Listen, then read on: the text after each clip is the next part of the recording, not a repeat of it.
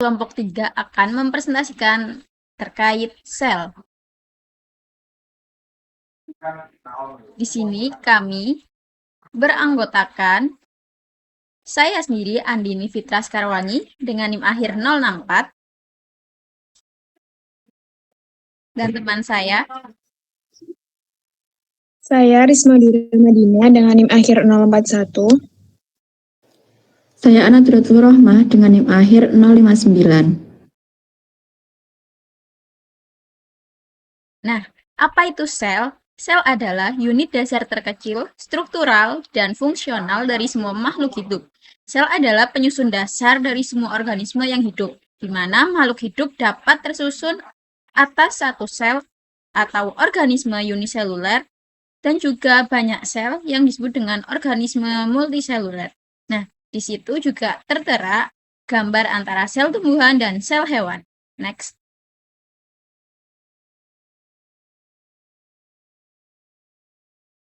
Jadi, jenis sel itu ada dua. Yang pertama ada sel eukariotik.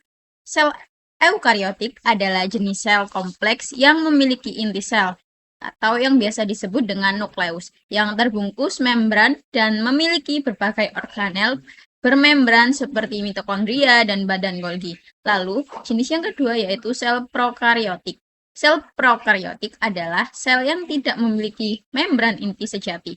Artinya, materi genetik atau DNA pada sel prokariotik tidak terbungkus di dalam inti sel, melainkan berada langsung di dalam sitoplasma pada suatu daerah yang disebut nukleoid.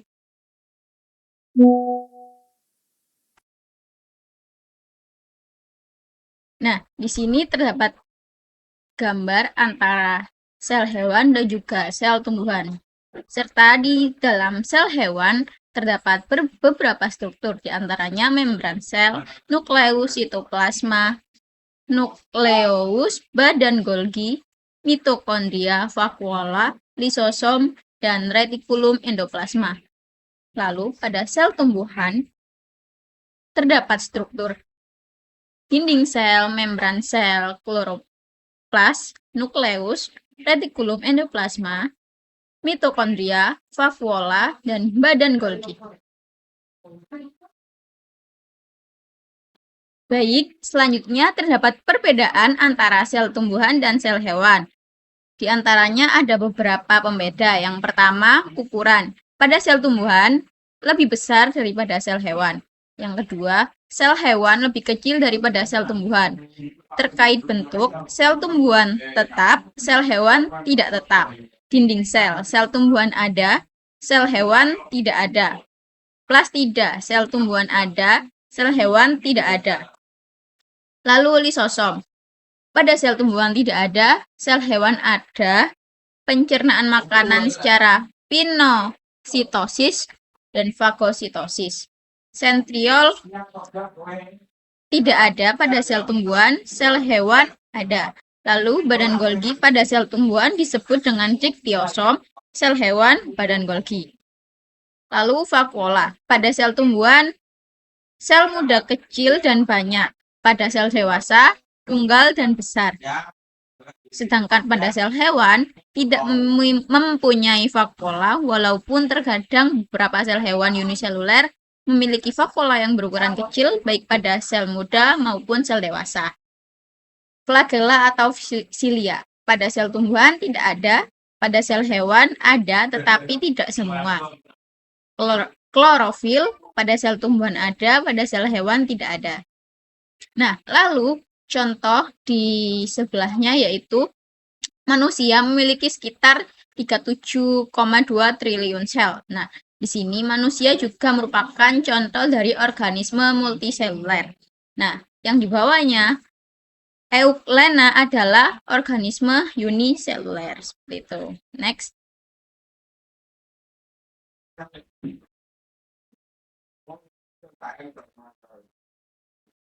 Next.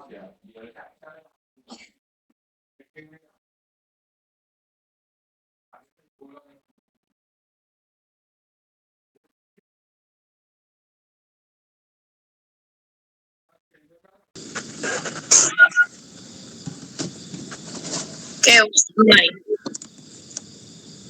Selanjutnya yaitu kami akan lebih fokus kepada sel tumbuhan, di mana sel tumbuhan dibagi menjadi tiga bagian, yaitu dinding sel, protoplasma, dan zat ergastik. Yang pertama adalah dinding sel. Dinding sel berperan dalam menopang dan mempertahankan bentuk sel agar tidak rusak. Yang kedua, menjadi jalur komunikasi dan transportasi zat antara sel melalui plasmodesmata. Dan yang ketiga, menjaga tekanan turgor dalam sel tumbuhan agar tumbuhan bisa berdiri tegak. Dalam gambar ini yaitu sel tumbuhan, dinding sel adalah berwarna hijau di samping ini.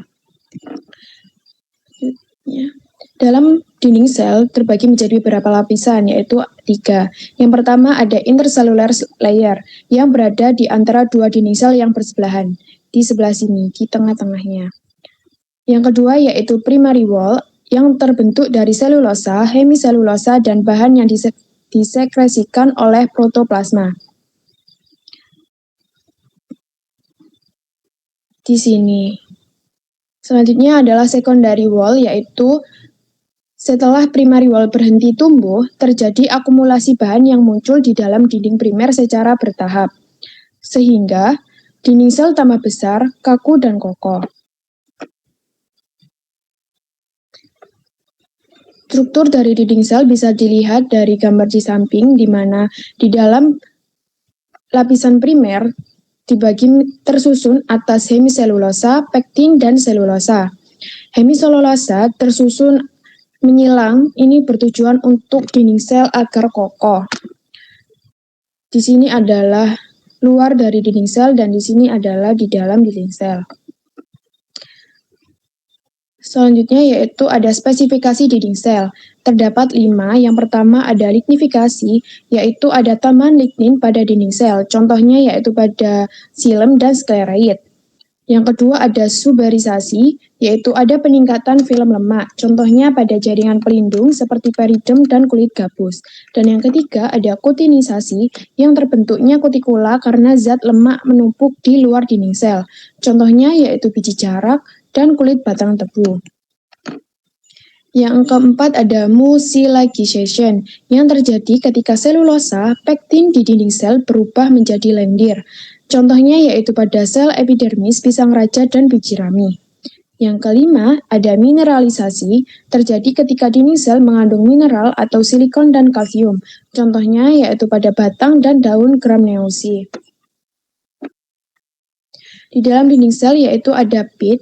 Pit merupakan dinding sekunder yang tidak bertambah tebal secara merata sehingga membentuk lubang, di mana pit itu sendiri dibagi menjadi 3 jenis. Yang pertama ada simple pit, yang kedua ada border pit, dan yang ketiga ada half border pit. Simple pit seperti pada gambar ini yang atas, simple pit itu struktur sederhana tanpa ada struktur tambahan. Jadi hanya sederhana saja di dalam pit tersebut. Yang kedua ada border pit. Pada gambar yang paling bawah, border pit itu sendiri adalah dinding tebal di sekelilingnya seperti bingkai atau cincin. Bisa dilihat ada gambar ada seperti bingkai di sini. Lalu yang ketiga yaitu half border pit, yang merupakan pit ada 2 sel yang berdampingan. Ini berdampingan. Yang dimana satunya ada cincin, ada bingkai, namun di sisi lainnya tidak ada bingkai. Nah, ini disebut sebagai pit half border. Yang selanjutnya adalah plasmodesmata. Plasmodesmata merupakan benang-benang protoplasma yang tipis dan berbentuk lubang pada dinding primer dan saling terhubung antara satu sel dengan sel lainnya. Plasmodesmata ini berperan dalam pertukaran zat dan komunikasi sel secara langsung.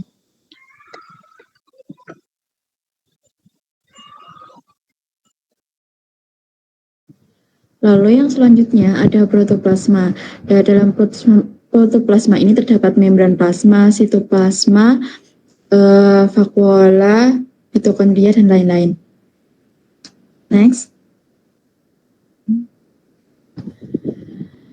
Membran plasma atau biasa disebut dengan membran sel adalah istilah lain, yaitu lapisan tipis yang menyelubungi sel berfungsi sebagai pembatas antara bagian dalam sel dan lingkungannya.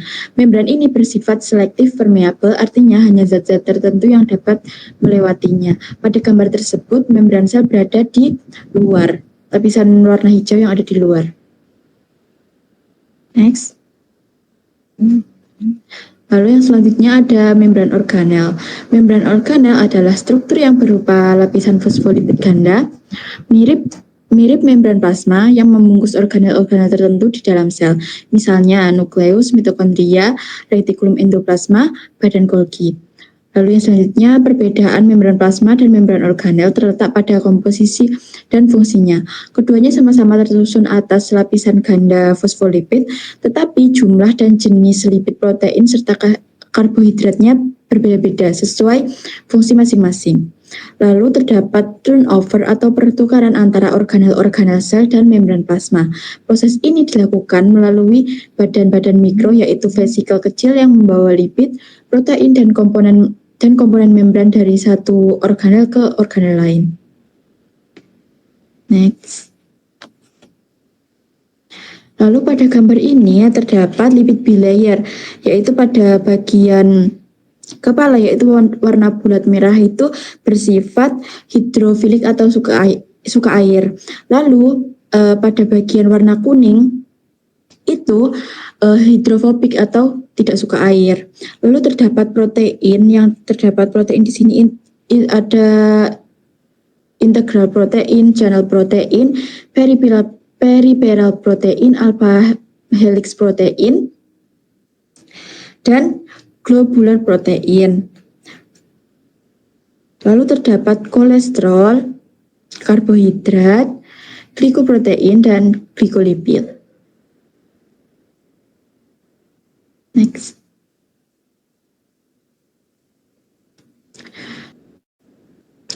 Lalu yang selanjutnya terdapat sitoplasma, yaitu organel sel yang terdapat pada sel tumbuhan dan hewan dan juga terdapat pada alga, yang berfungsi sebagai tempat berlangsungnya sebagian besar reaksi metabolisme sel, tempat organel berada, dan medium transportasi zat di dalam sel.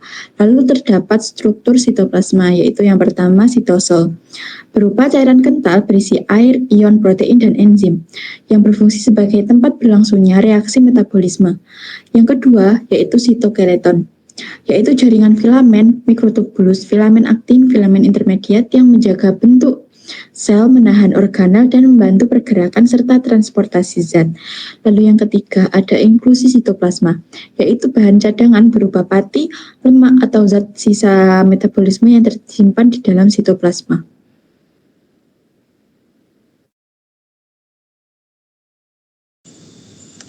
Selanjutnya adalah mitokondria dan kloroplas. Awal mula adanya mitokondria dan kloroplas pada sebuah sel itu berawal dari hipotesis endosimbiosis yang menyatakan bahwa dulunya sel sederhana itu ada masuk bakteri aerobik yang mampu menghasilkan energi masuk ke dalam sel yang bertahun-tahun lamanya lama-lama menjadi sebuah organel, yaitu mitokondria. Begitu juga dengan kloroplas yang berawal dari adanya bakteri Cyanobacterium yang mampu berfotosintesis masuk ke dalam sebuah sel yang lama-lama akan membentuk sebuah organel yang mampu berfotosintesis yang sekarang disebut sebagai kloroplas, di mana organel bermembran yang tidak termasuk sistem endomembran yaitu mitokondria dan kloroplas. Kita perjelas lagi mengenai organel mitokondria. Mitokondria merupakan organel sel yang berhubungan dengan aktivitas metabolik aerob dan berperan dalam respirasi seluler, di mana mitokondria tersebut dapat menghasilkan sebuah energi yang disebut sebagai ATP. Struktur dari mitokondria itu sendiri ada 4. Yang pertama ada membran luar yang bersifat permeabel terhadap molekul kecil dan ion. Yang kedua yaitu ada ruang antar membran, di mana ruang antar membran berfungsi sebagai tempat terjadinya siklus Krebs, oksidasi asam amino. Yang ketiga yaitu adanya membran dalam, struktur berlipat-lipat membentuk kristae. yang berperan sebagai tempat terjadinya fosforilasi oksidatif. Dan yang keempat yaitu matriks, yaitu cairan kental yang mengandung enzim DNA mitokondria dan ribosom.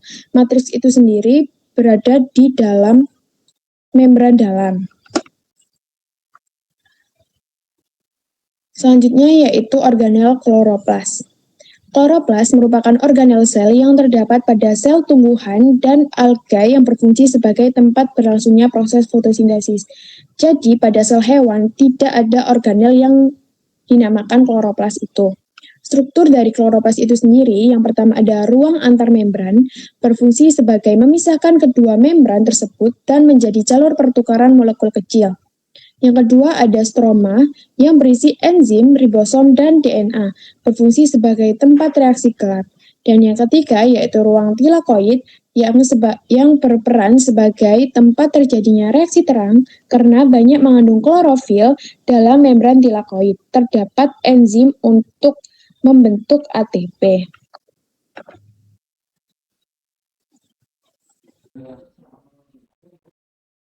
Baik, selanjutnya yaitu vakuola.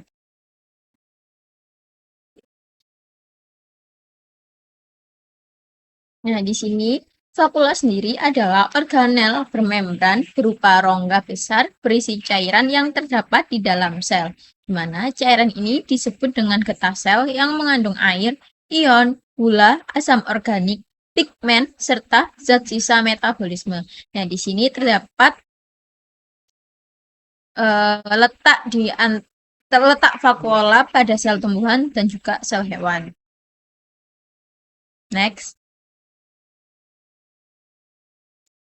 Jadi perbedaannya terdapat 3 yaitu yang pertama pada ukuran, di mana vakuola sel tumbuhan besar, tunggal, dan dominan. Yang kedua pada sel hewan itu kecil namun banyak. Terlihat dari fungsi utama pada vakuola sel tumbuhan untuk tekanan turgor, penyimpanan cadangan, dan pigmen. Lalu pada vakuola sel hewan sebagai penyimpanan zat sisa atau makanan. Di mana keberadaannya sendiri, vakuola sel pada tumbuhan, sel dewasa itu sangat jelas. Lalu pada sel hewan, sel dewasanya itu jarang ada, seperti itu. Next. Di sini terdapat beberapa fungsi dari vakuola. Yang pertama yaitu sebagai penyimpanan, di mana air, cadangan makanan, pigmen, warna bunga dan buah, serta zat sisa metabolisme. Yang kedua sebagai osmoregulasi, mengatur tekanan turgor sel tumbuhan, menjaga kekenyalan atau tegarnya sel. Yang ketiga, pencernaan intraseluler. Pada beberapa vakuola mengandung enzim hidrolitik. Dan yang keempat sebagai pertahanan diri, di mana menyimpan senyawa beracun, misalnya nikotin, kafein, dan tanin. Next. Selanjutnya yaitu plastida.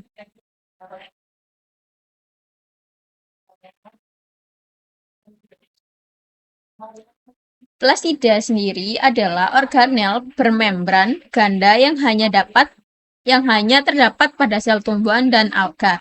Plastida merupakan organel khas tumbuhan yang berperan dalam fotosintesis, pewarnaan, dan penyimpanan cadangan makanan. Jadi, plastida ini hanya ada di sel tumbuhan, di sel hewan itu tidak ada.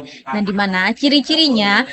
Yang pertama hanya ada pada sel tumbuhan dan alga, yang kedua membran ganda, yang ketiga mengandung DNA dan ribosom sendiri, sehingga dapat membelah diri. Dan yang terakhir berasal dari proplastida atau plastida muda.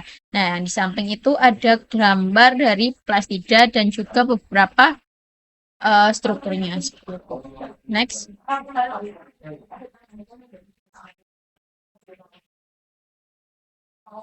Nah, jadi struktur plastida sendiri yaitu terdapat membran luar, lalu membran dalam, granum, lumen, stroma, dan tilakoid. Nah, di sini juga udah ada gambar termasuk dalam proplastid, etioplast, kromoplas, kloroplas, dan leukoplas, amiloplas, elaioplas, dan proteinoplas. Next.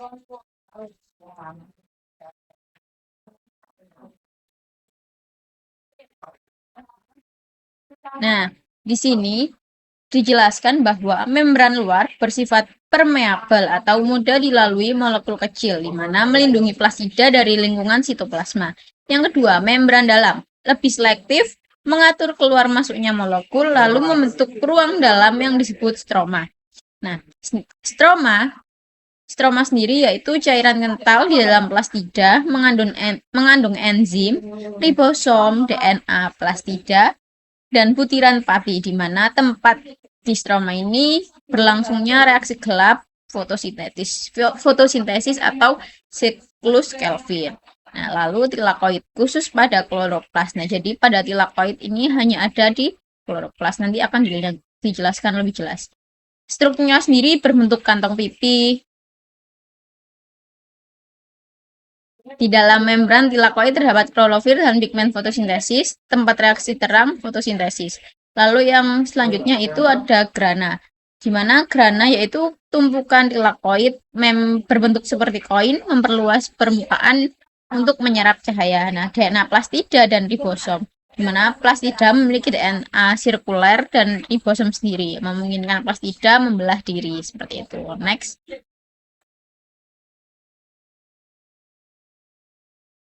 Jadi, jenis-jenis plastida yaitu ada 3. Yang pertama ada kloroplas, di mana mengandung pigmen hijau klorofil. Tempat utama terjadinya fotosintesis, mengubah energi cahaya matahari menjadi energi kimia atau glukosa. Dan yang kedua, kromoplas, mengandung pigmen warna selain hijau seperti karoten, oranye, xanthofil, dan kuning, kilopen, merah.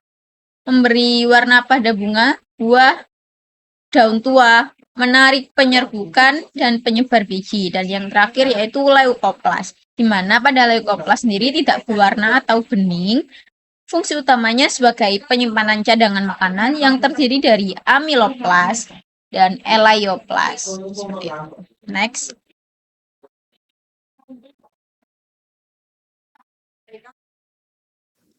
Lalu yang selanjutnya ada ergastic substance. Ergastic substance merupakan zat non-hidup atau yang tidak hidup di dalam sel tumbuhan yang dihasilkan dari aktivitas metabolisme.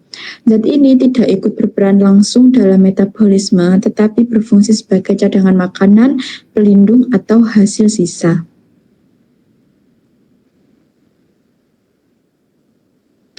Lalu jenis-jenis ergastic substance ada 5. Yang pertama, starch grain atau butiran pati. Bagian-bagiannya terdapat hilum atau titik pusat, lamellae, lapisan konsentris, anular striation atau garis-garis melingkar. Jenisnya terdapat 3, yaitu simple starch grain atau butiran pati tunggal. Lalu yang kedua, compound starch grain atau beberapa butiran pati yang bergabung. Lalu yang ketiga, half compound starch grain atau gabungan parsial dari butiran pati. Next. Lalu yang kedua ada inulins. Yang berfungsi dari inulin sendiri adalah inulin sebagai cadangan karbohidrat selain pati, berbentuk kipas atau fan shape, berwarna kuning. Contohnya pada umbi dahlia dan akar cikori.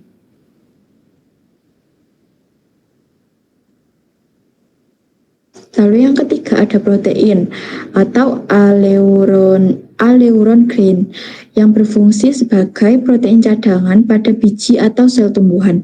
Tersusun atas kristal protein, badan albumin berbentuk bulat dan gelatin amorf. Jika ditetesi iodin potasium iodide, butiran protein berubah warna menjadi kuning. Contohnya pada jagung dan gandum. Next. Lalu yang keempat ada lemak dan minyak lemak, berfungsi sebagai cadangan energi dalam bentuk tetesan minyak. Jika diberi pewarna sudan 3, tetesan minyak akan berwarna merah. Contoh, biji yang berlemak seperti kedelai, kacang tanah, dan kelapa. Next. Lalu yang terakhir ada kristal. Endapan hasil metabolisme berupa garam mineral. Yang pertama, kristal kalsium oksalat berbentuk solitari kristal, yaitu berbentuk persegi, belah ketupat, persegi panjang atau oktahedron. Lalu yang kedua, asikular kristal, yaitu jarum rapi, tunggal atau berkelompok. Kluster kristal berbentuk bintang atau drus. Lalu kolumnar kristal berbentuk silinder panjang dengan panjang kurang lebih 4 kali diameter. Lalu yang kedua, kristal kalsium karbonat atau siktolit berbentuk menyerupai untayan anggur. Lokasi khasnya ditemukan pada keluarga Moraceae dan Acanthaceae. Next.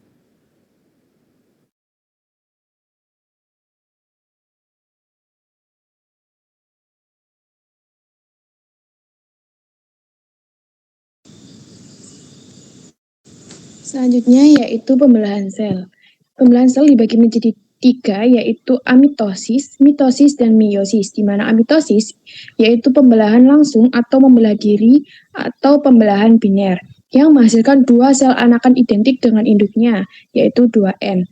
Selanjutnya yaitu ada mitosis yang pembelahan secara langsung dengan menghasilkan 2 sel anakan yang identik dengan induknya, yaitu 2N. Dan yang ketiga yaitu meiosis yang merupakan pembelahan langsung menghasilkan 4 sel anakan yang tidak identik dengan sel induknya, bersifat N. Yang pertama yaitu amitosis, proses pembelahan sel secara langsung tanpa melalui tahapan-tahapan kompleks seperti pada mitosis atau meiosis. Contohnya yaitu pada organisme uniseluler seperti bakteri, ganggang biru, dan beberapa protozoa. Pada gambar di samping merupakan pembelahan amitosis. Di sini tanpa ada tahapan-tahapan yang lebih kompleks, jadi sel langsung membelah menjadi 2 sel anakan. Yang kedua yaitu mitosis, di mana mitosis itu sendiri dibagi menjadi 4 fase, yaitu profase, metafase, anafase, dan telofase. Sebelum memasuki profase, terdapat fase interfase, di mana interfase merupakan fase persiapan sebelum sel itu membelah. Lalu yang pertama ada profase pada gambar pertama di samping ini. Pada tahap profase, nukleus mulai menghilang, lalu kromosom mulai menebal, dan benang-benang spindle mulai melekat pada kromosom. Yang kedua yaitu metafase, di mana kromosom mulai berjajar ke daerah ekuator, yaitu daerah di tengah-tengah. Selanjutnya yaitu anafase, di mana kromosom akan ditarik ke arah kutub yang berlawanan dengan menggunakan benang-benang spindle.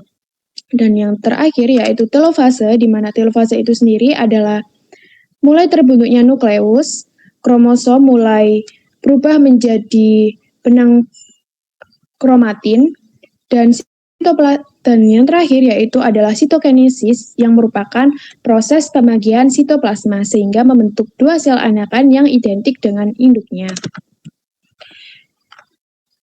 Yang kedua adalah pembelahan secara meiosis, di mana pembelahan meiosis dibagi menjadi 2 tahapan, yaitu meiosis 1 dan meiosis 2.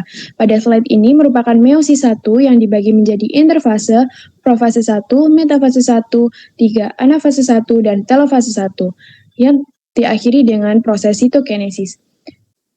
Pada dasarnya, pembelahan meiosis tahap-tahapnya sama seperti